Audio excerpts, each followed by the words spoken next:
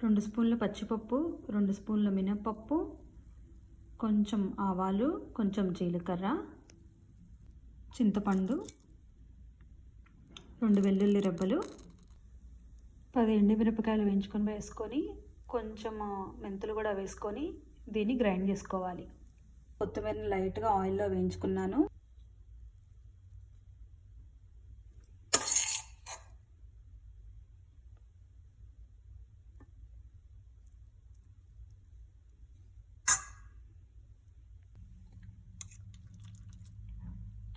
కొత్తిమీర పచ్చడిలోకి తిరుగుమాత వేసుకోవాలి.